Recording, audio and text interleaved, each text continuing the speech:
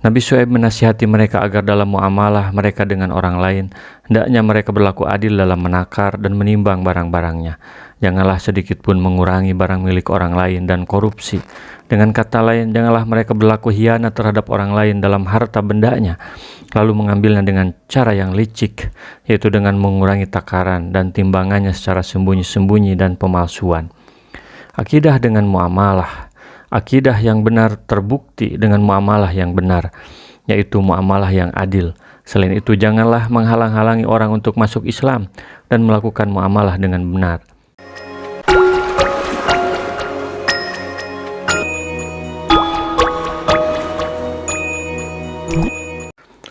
Satu lagi contoh orang-orang yang tidak mau mentauhidkan Allah dalam beribadah, yang berdampak pada muamalah ekonomi yang curang, karena tidak sesuai syariat dan hukum Allah.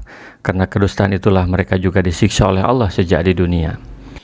Wa ila madyana akhahum Syuaiba qala ya qaumi ibudullaha ma lakum min ilahin ghairuh qad ja'atkum bainatum min rabbikum fa'awful kaila wal mizana wa la tabhasun nasa asya'ahum ولا تبخسوا الناس أشياءهم ولا تفسدوا في الأرض بعد إصلاحها ذلكم خير لكم إن كنتم مؤمنين. Dan kepada penduduk Madyan kami utus Nabi Syuaib, saudara mereka sendiri. Dia berkata, wahai kaumku, sembahlah Allah, tidak ada Tuhan sembahan bagimu selain Dia.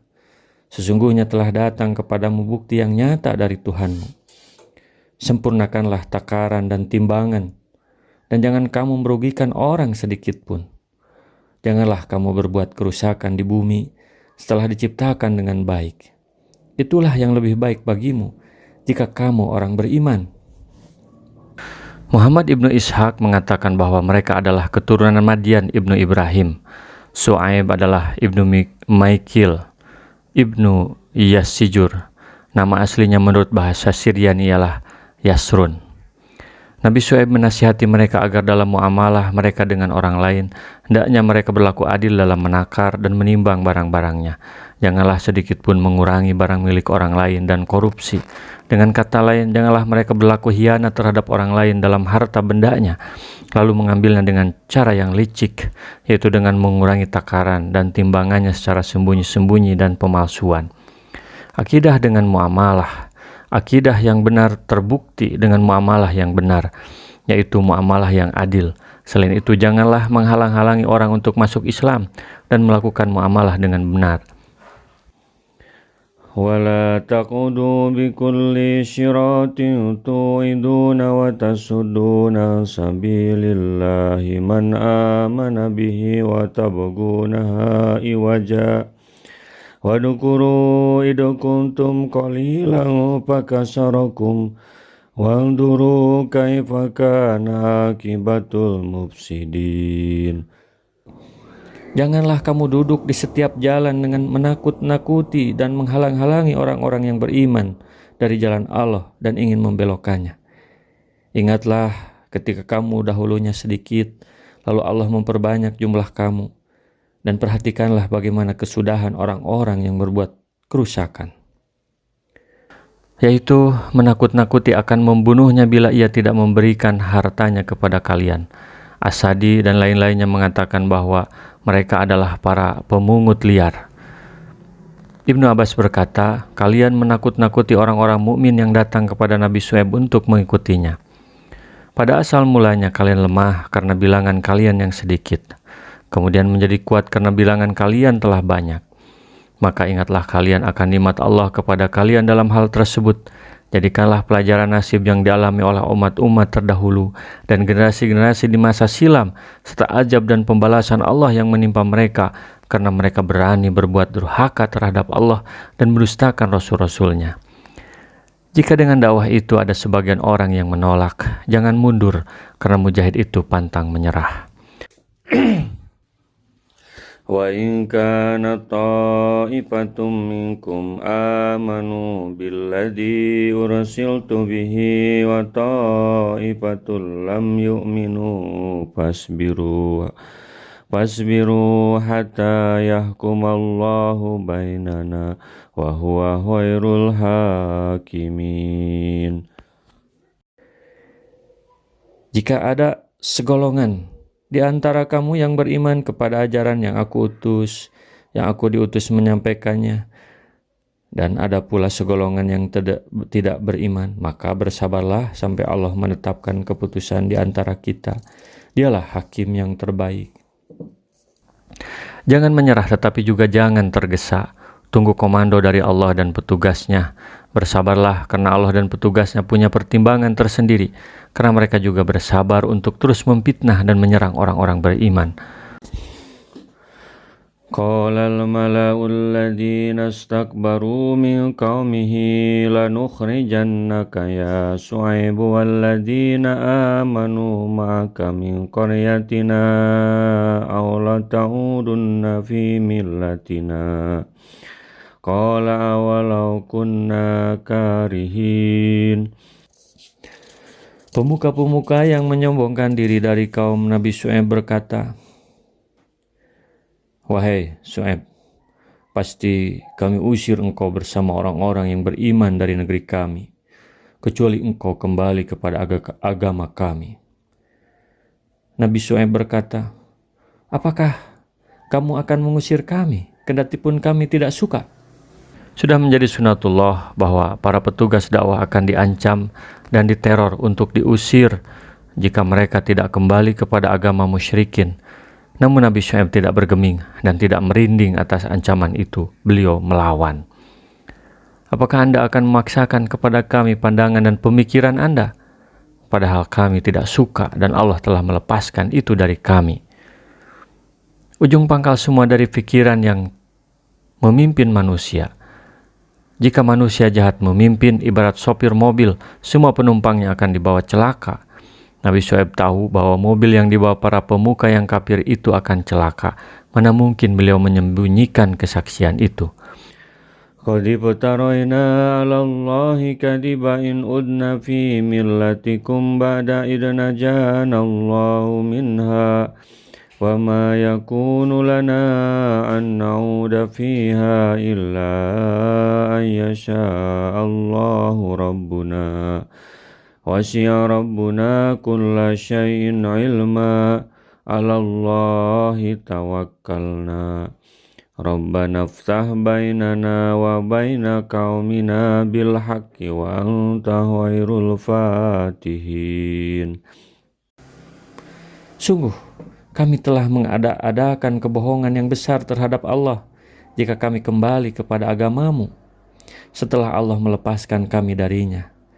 Dan tidaklah pantas kami kembali kepadanya kecuali jika Allah, Tuhan kami menghendaki. Pengetahuan Tuhan kami meliputi segala sesuatu. Hanya kepada Allah kami bertawakal. Ya Tuhan kami, berilah keputusan antara kami dan kaum kami dengan baik, dengan adil. Engkaulah pemberi keputusan terbaik. Menyuruh manusia untuk hanya menyembah Allah, melaksanakan syariatnya, hakikatnya adalah untuk melucuti kekuasaan dari tangan orang-orang yang merampasnya dan mengembalikannya secara total kepada Allah. Dakwah ini sebenarnya untuk menyelamatkan manusia dan membebaskan manusia dari belenggu perbudakan sesama hamba dan penyembahan kepada sesama manusia.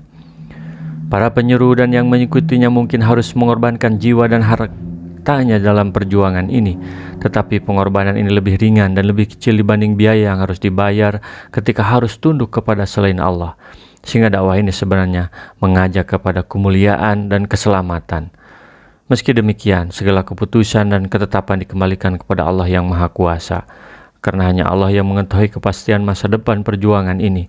Banyak hal yang bisa terjadi dalam dakwah ini, karena kenyataannya dengan sikap tegas Nabi Syu'aib dan pengikutnya, mereka tidak berhenti mengancam orang-orang beriman ini. وَقَالَ الْمَلَأُ الَّذِينَ كَفَرُوا مِنْ قَوْمِهِ لَئِنِ اتَّبَعْتُمْ شُعَيْبًا إِنَّكُمْ إِذًا لَخَاسِرُونَ. Dan pemuka-pemuka dari kaumnya yang kafir berkata kepada sesamanya, "Sesungguhnya jika kamu mengikuti Syuaib, tentu kamu menjadi orang-orang yang rugi." Karena sasaran, sarana, dan kuasa yang mereka miliki, kemudian mereka menakut-nakuti pengikut Nabi Syuaib. Sebenarnya hujah mereka lemah mengenai kebenaran yang mereka yakini. Oleh karena itu, untuk menutupi kelemahannya, mereka melakukan kekerasan, penyiksaan, minimal ancaman dan teror. Ketika Nabi Syuaib kuat melawan mereka, maka mereka mencari pengikut Nabi Syuaib yang lemah. Mereka membuat tipu daya, seolah-olah merekalah yang untung, yang mengikuti Nabi Syuaib akan rugi. Namun karena pembangkangan dan kecokakan itulah, kemudian Allah menurunkan pasukannya berupa siksa yang menimpa mereka. فَأَخَذَتْهُمْ رَجْفَةُ فَأَصْبَحُوا فِي دَارِهِمْ جَاثِمِينَ. Lalu datanglah gempa menimpa mereka, dan mereka pun mati bergelimpangan di dalam reruntuhan rumah mereka. Allah Subhanahu wa Ta'ala menceritakan bahwa mereka ditimpa azab pada hari mereka dinaungi, sedangkan mereka semuanya dalam keadaan berkumpul. Azab yang menimpa mereka pada hari mereka dinaungi itu berupa awan yang menaungi mereka. Di dalam awan terdapat percikan dan nyala api serta kobaran yang hebat. Lalu pekikan yang mengguntur datang menimpa mereka dari langit, sedangkan bumi mengalami gempa besar dari bawah mereka, sehingga nyawa mereka dicabut dan mati, sedangkan tubuh mereka kaku. Alladzina kadzabu Syuaiban ka'an lam yaghnau fiha. Alladzina kadzabu Syuaiban kanu humul khasirin. Orang-orang yang mendustakan Nabi Syuaib seakan-akan mereka belum pernah tinggal di negeri itu. Mereka yang mendustakan Nabi Syuaib itulah orang-orang yang rugi sesungguhnya. Yang mau mengusir Nabi Syuaib itulah yang merugi sesungguhnya. Nabi Syuaib sudah menunaikan tugasnya dengan baik, mengingatkan mereka tentang jalan yang benar dalam hidup, tetapi mereka malah memilih jalan celaka. Meski Nabi Syuaib mendapatkan perlakuan yang kejam, tetapi beliau tetap sabar. Hanya karena perilaku mereka lah kemudian mereka ditimpa siksa bahkan sejak di dunia. Fatawalla anhum wa qala ya qaumi laqad ablagtukum risalati rabbi wa nasahtu lakum fa kaifa asa ala qaumil kafirin. Maka Nabi Syuaib meninggalkan mereka seraya berkata, "Wahai kaumku, sungguh aku telah menyampaikan amanat Tuhanku kepadamu, dan aku telah menasihati kamu. Maka bagaimana aku akan bersedih hati terhadap orang-orang kafir? Aku sudah menyampaikan dakwah, menyelesaikan tugas. Kalian menolak dakwah, aku tidak sedih dan kecewa, karena kekafiranmu, urusanmu." Rasulullah SAW bersabda, "Balighu anni walau ayatan." Sampaikan dariku meskipun satu ayat. Mari kita sebarkan jalan kebahagiaan dengan like, share, dan subscribe channel ini.